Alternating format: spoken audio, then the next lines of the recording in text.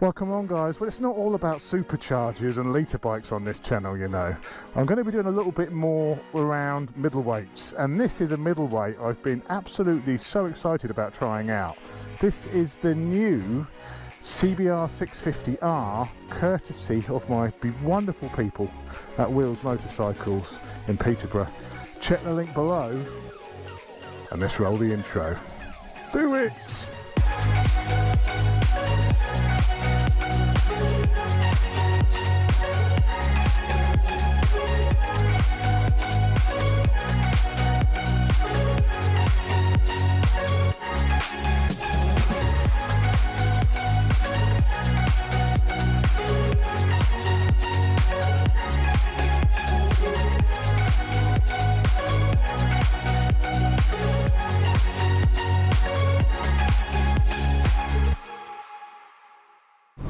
So this is my first impressions review. I've literally just jumped on this for a little thrash around, see what it's like. Seating position, it doesn't feel like a true sports bike.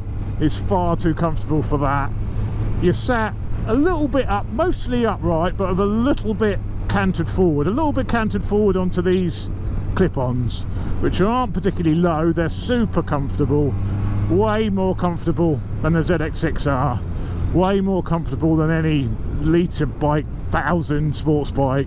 This is sort of an intermediate position. I'd say actually it's quite a similar position to the H2SX. It's sort of got that slightly touring sports bike feel to the riding position. Your legs are up a little bit, you know, not full on naked positioning. They're back a little bit. It's a sporty feel, but without being too uncomfortable is how I'd describe it. I'm 6'2", 18 stone. I'm a big guy, and I can tell straight away the suspension is quite soft on this. As soon as I get on it, it sinks down considerably. It's got Showa forks, but they're completely non-adjustable. Not even any rebound or preload, nothing. Completely unadjustable forks from what I can see. Cannot see any adjusters on them, top or bottom.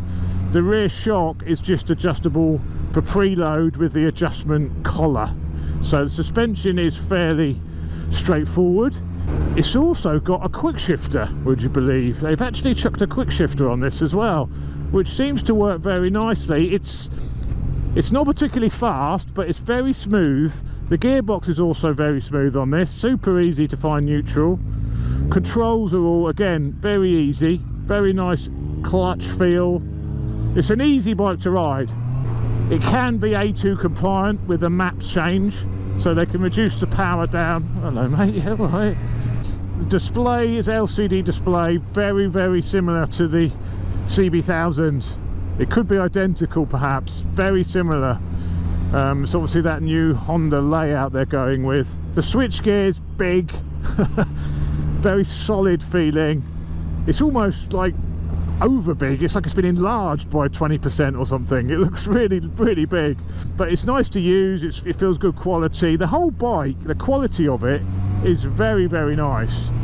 For a £7,700 bike, all of the fixings, the fasteners are really nice. The paint finish is lovely.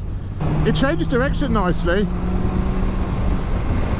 Flips over no problem. The bike is quite heavy. It's 207 kilos, I believe. So it's no lightweight.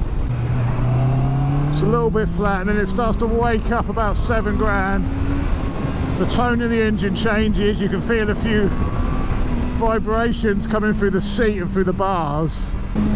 Yeah, it's a bit vibey when it goes up sort of past 6,000. You can actually really feel it for your ass and on the bars. Fair few vibes there. It's not got masses of torque. I think it's definitely an engine you're going to have to rev if you want to get the best out of it. It's got a 12,000 RPM red line.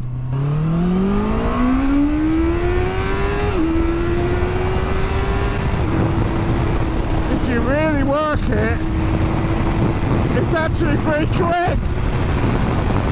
Surprising. Suspension is actually reasonable.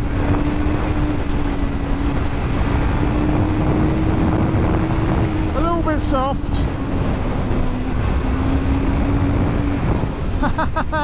Yeah, that is actually pretty good fun.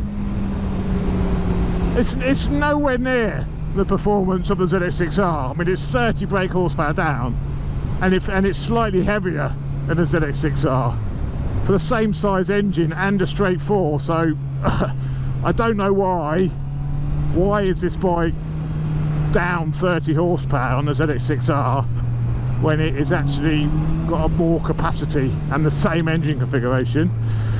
I think it's probably because Honda really wanted that A2 compliancy, so perhaps it's a little bit detuned. Perhaps there's more available from this with a bit of tweaking.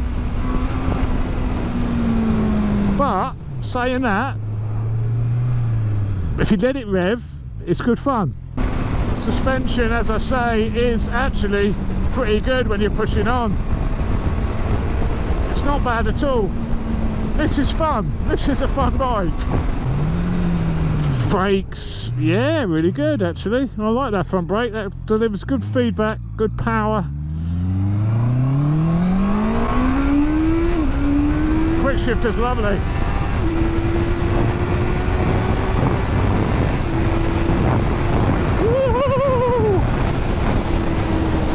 That's the beauty of these small capacity bikes. You can give them the full beans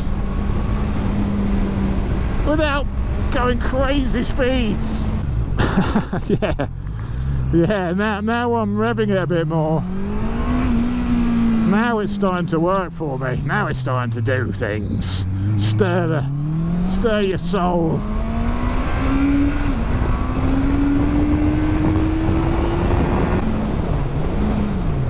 Hard on the brakes. Way nearly had the pigeon. Hang off. You can, yeah, you can. Power. Down through the box. Oh, slightly uphill. We're missing that torque. Once you hit that power, though,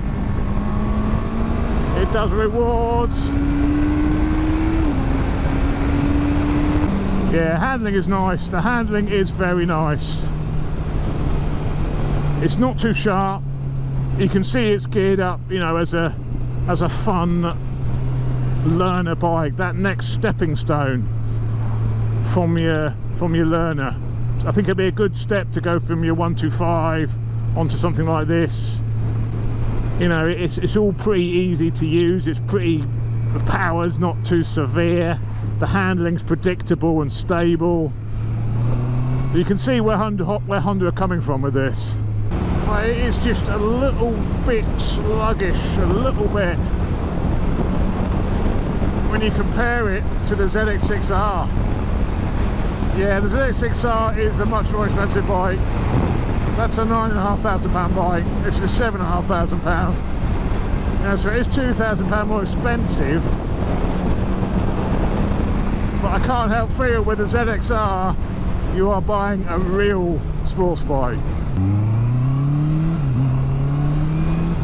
Quick shifter is quite slow at lower revs, but it's perfectly smooth. You don't feel like it's damaging the gearbox or it's being too aggressive on the gearbox, which you do think that sometimes with some quick shifters. Not that one. That's nice, and I think it's lovely that it's got a quick shifter. For this sort of range of bike, to have a quick shifter, that's incredible. The thing looks like $1 million, and I'm not sure it quite delivers on the looks. It's a bit of a sheep in wolf's clothing. As you can see, it's a good looking bit of kit. The front end of this bike looks seriously sexy. I mean, it'd be hard pushed really to tell the difference between that and the Fireblade from the front end. I actually think that front cowl and lights look better than the Fireblade. It really is rather good looking, that fairing. They've done a hell of a job making that look sexy, I do agree. But then you get to the back of the bike and it does all go downhill a little bit. I know the tail tidies are disgusting. Get rid of that tail and get a nice tail tidy on there. would make a big difference, but the fairing and the front headlights is the best thing about the bike. The looks of that is amazing, but I think overall they've done a damn fine job. The quality of the bike is exceptionally good. I mean, all of the fixtures and fittings on the engine, all the stainless steel bolts, the rear sets are really nice, you know, aluminium rear sets. The exhaust is nice and small, underslung. The actual wheels themselves look very much like the Fireblade wheels. The paint is high quality. You've got these little inserts of sort of plastic, but they've got a carbon fibre look to them, which looks okay. I'm not normally a fan of fake carbon fibre, but it looks okay. And there's more of it in here on this grille section. The scoops, inlet scoops, all LED lighting, as I mentioned, and that face is a face to love. Because it's based on the CB650 naked, you know, it's not got a sports bike tail. I mean, where is the plastic tail? Maybe they do an aftermarket sort of, not aftermarket, but Honda do a genuine accessory for a tail, because that I think would finish it off. Bit of a tail, bit of a seat cowl, single seat cowl on the back would make it look more sports bikey from the back. It's just lacking a little bit of sports bike appeal from the back. But the engine is a really good looking bit of kit. The quality of it looks great. These little plastic infills here, you know, it's all pretty solid. The whole bike feels pretty solid. Let's have a look-ski under the seat. Have you got room for your sandwiches? Under the seat, it's actually got it's like a USB charger. No, some sort of accessory charger on there. I'm not quite sure what that is, but you talk it in there, you've actually got a bit of room. You've actually got room for your sandwiches as well. Makes a change. The rev counter is very small. I'd like to see a bigger rev counter. It's really quite hard to see that. For a bike you've got to really rev to get the best performance out of it. I'd like to see a bigger rev counter really. It's quite hard to see that, it's quite small. But overall, I think it's good. I think I like it. For 7.5 grand, 7.7, it's a good looking bike for 7.7. Let's go back to that front end again. The front end for me is what it's all about. That looks very nice indeed. Let's jump back on. So when this bike turned up this morning, when Wheels dropped it off to me, I was looking at it, I was super excited. It looks incredible. But riding it initially, I was a little bit disappointed. You know, performance is lacking in torque. I was expecting a bit more from a 650cc engine when you think of things like the ZX6R. Even the little SV650 with its V-twin gives a bit more punch than this. So I was a little bit disappointed. The feel of the bike, it's quite small. You know, the suspension's quite soft. You know, I was a bit disappointed when I first started riding it, I can't deny it. But I've sort of reset my expectations a little bit now. Yes, it's no ZX6R, but that bike is another £2,000, £3,000 more expensive than this. This is 7.7, the ZX6R is 9.5. So it's £2,000 more expensive than this. The SV650 is £1,000 cheaper than this, but that doesn't have a fairing. That doesn't have all the niceties and the quality feel that this has, but I think it delivers a bit more on the performance front than this does. So for 7.7, that is a reasonably priced bike. Hell, you can't even buy a Supermoto for that money. Husqvarna 701 will cost you £8,500, and the KTM 690 Supermoto will cost you £9,500. So 7.5 grand for this bike with this spec, with these toys, quick shifters, a nice LCD display. That seems like good value to me. Honda are obviously pitching this as a bike to move up to from your sort of learn illegal 125s as a stepping stone to something bigger. You know, people who don't want the naked look, people who want that sports bike look, and it does that. You know, it's predictable to ride, it's nice to ride, comfortable, easy to ride, and it handles well. You know, it's all a little bit safe, would be my only criticism with it. It's a little bit safe, a little bit too predictable. But if you're coming up from that beginner segment, Now that's what you're looking for. You're not looking to scare yourself to death. So massive thanks to Wheels Motorcycles for lending me this. This is actually their demonstrator. So if you want to ride this exact bike, give them a ring, book a test ride, pop down and see them, tell them that Lamb Chops sent you. I'm sure they love it when people do that, and they may even get you a bit of extra money off. Sorry Vinny. But there we go guys, thanks very much, thanks for watching, thanks for supporting the channel. I love you guys, see you later. This is power level 1, which is full power. Jesus! Go! Look at this. Oh, it's there, boy. Check it, man. This thing is absolutely bonkers.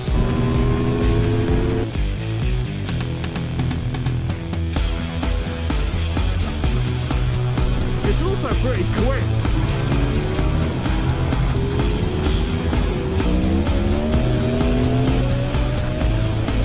Yeah, alright. Never mind getting beat up. Give me this any day of the week.